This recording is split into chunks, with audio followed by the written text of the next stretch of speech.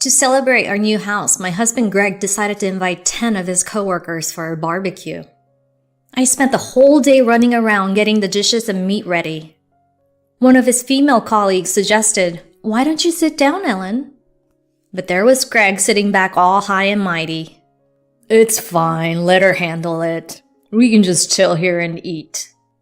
I ended up grilling meat after meat and preparing drinks without a moment to sit. At the height of the party, Greg called me over. "Hey, we're running out of meat and drinks. What are you doing?" I thought I had prepared enough, but indeed, we were running low on both. "I'm so sorry," I apologized. "Just hurry up and go buy some more. Move it," he barked. Although some of his colleagues tried to intervene, Greg wouldn't listen. "It's fine. If I don't discipline my clueless wife, who will? Hurry up and go on a run for us," he insisted. That was the last straw for me.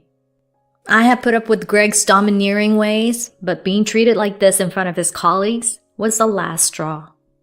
"Understood. I'll go buy what we need," I said, and with that, I left the house and disappeared. My name is Ellen, a 31-year-old working wife in our second year of marriage. I always loved studying and went to a national university before landing a job at a major company where I worked hard. But by my late 20s, I had no boyfriend to speak of. So I talked to one of my few male friends. "Tim, I'm really looking to find a boyfriend. Do you know anyone good?" Tim was an old friend from way back. We went to the same schools from daycare through high school. He worked at his dad's company. "You're finally saying that, huh? Actually, there's a guy at my company looking for a girlfriend. He's a good guy. I'll introduce you." And that's how I was introduced to Greg, who would become my husband.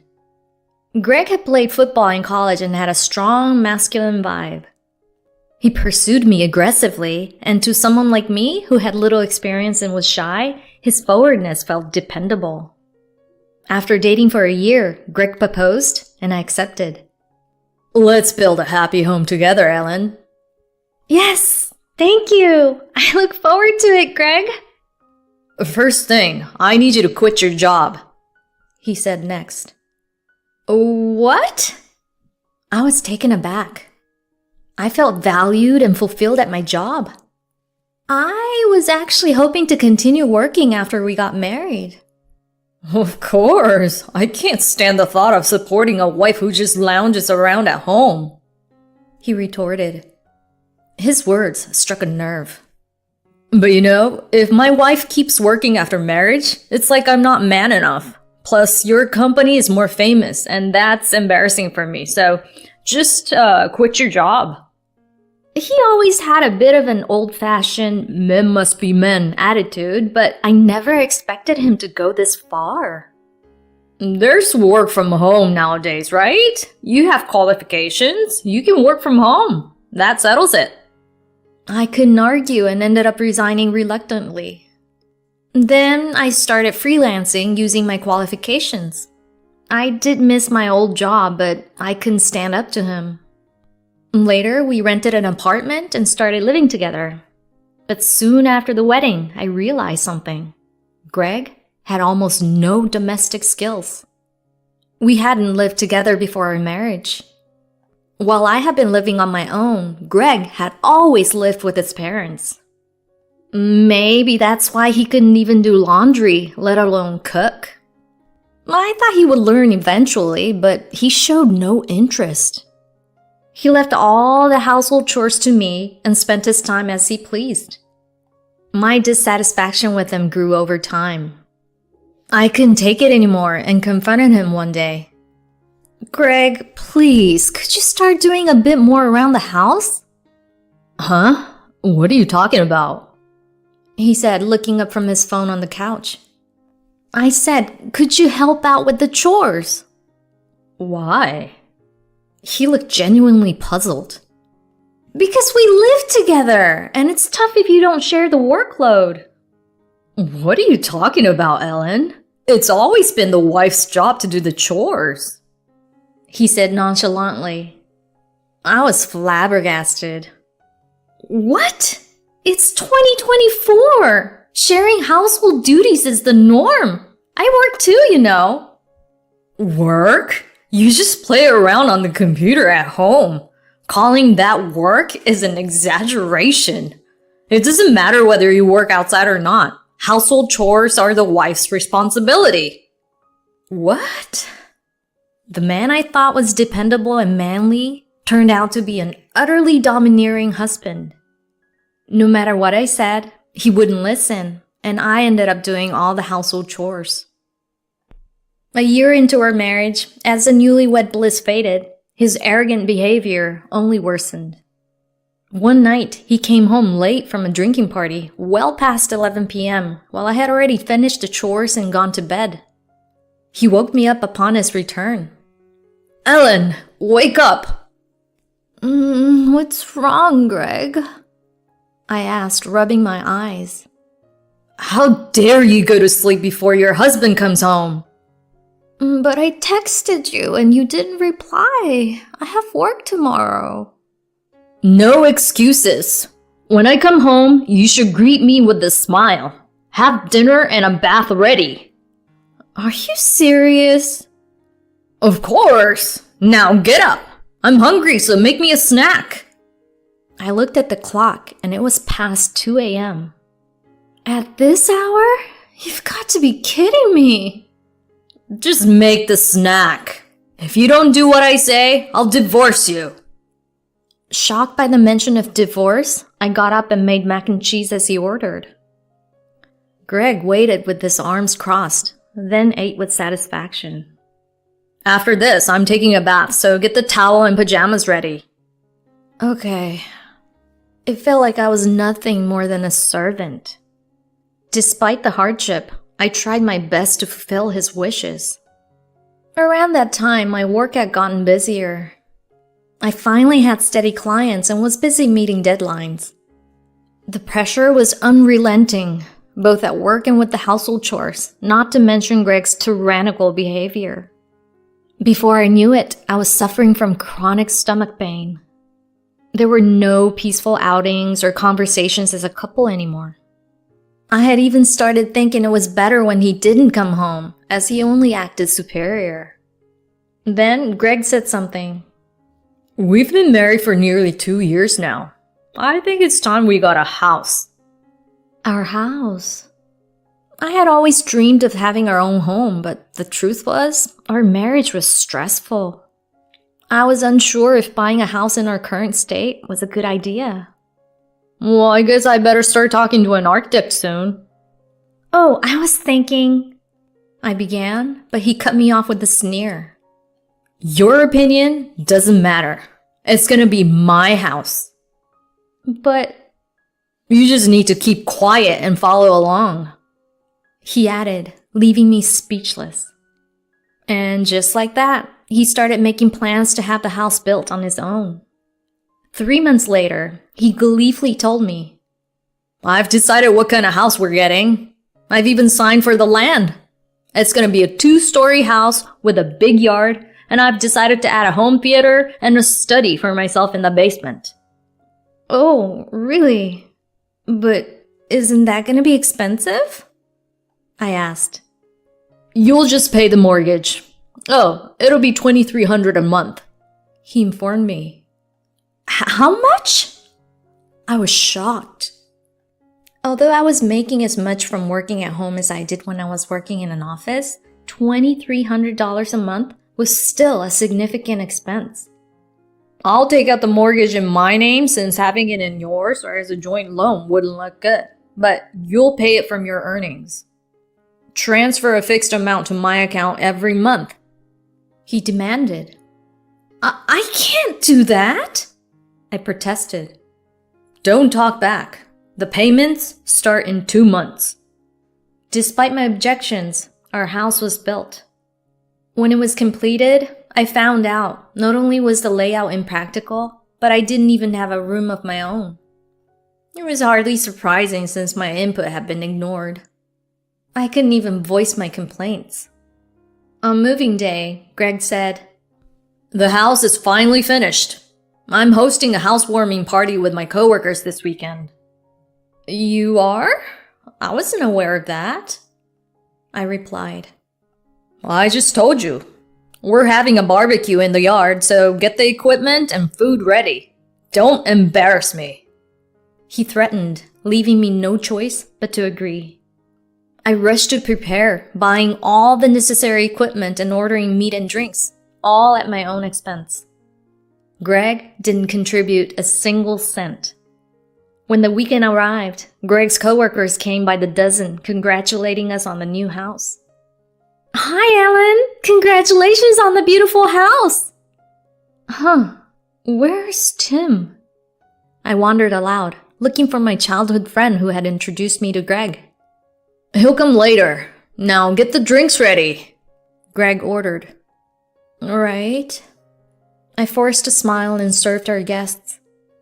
Hey, shouldn't you be starting the grill?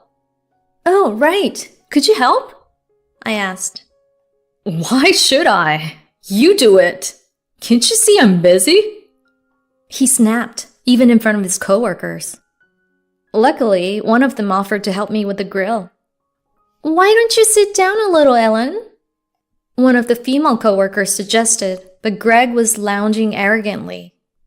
Nah, let her handle it. We can relax and eat, he said. I ended up grilling meat after meat and preparing drinks without a moment to sit. As the party reached its peak, Greg summoned me. Hey, we're running out of meat and drinks. What are you doing? I thought I had prepared enough, but indeed, we were running low. I'm sorry, I apologized. Just go buy some more and hurry up, he ordered. His colleagues tried to intervene, but he wouldn't listen. It's fine. If I don't discipline my clueless wife, who will? Hurry up and go on a run for us, he insisted. That was the last straw for me. I couldn't stand being treated like this by my domineering husband, especially in front of his coworkers. Well, if that's how you want to play this. Understood. I'll go get what we need, I said, grabbing my bag and leaving the house.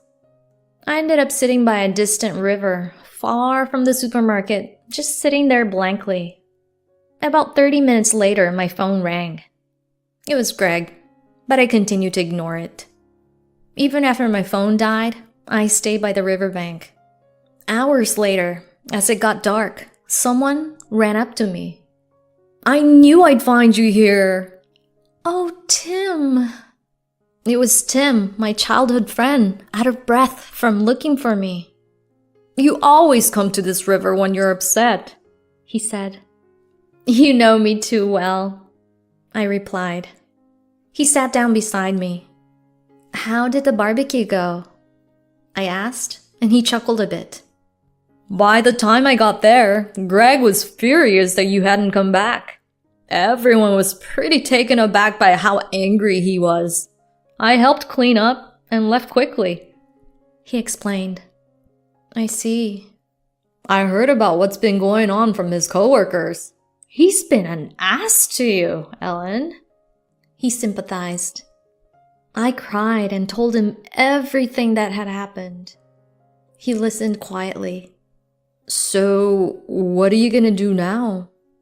I've already decided, I replied. Tim then drove me back to my parents' house. The next day, Greg showed up at my parents', demanding, Come out, Ellen! What do you think you're doing? Tim had told me to let him know if Greg came, so I quickly texted him. But to avoid causing a scene at the front door, I went outside. Seeing me, Greg became even more enraged. You embarrassed me because you didn't come back from the store. The party ended early and you made me look like a fool, he yelled. Oh, shut the F up already! I found myself yelling back. Caught off guard by my shout, he looked momentarily puzzled. But his confusion quickly turned to trembling anger. How dare you tell me to shut up? You clearly haven't been disciplined enough. We're going home now, and I'll lecture you there. He tried to grab my arm and pull me away. As I resisted, a voice called out from behind us. "Stop it, Greg!" It was Tim. Tim? Greg hesitated for a moment, taken aback by the appearance of his colleague, who was next in line to be company president. "This is between me and her. Stay out of it," Greg insisted. "Just stop with the rough stuff. I've known her since she was small, and I'm gonna be part of this conversation," Tim intervened. A discussion then began with him present. "It's all her fault. I haven't done anything wrong," Greg argued, to which I calmly responded, "Greg, let's get a divorce." "What? Divorce? What are you talking about?" He looked genuinely confused. So I laid it all out.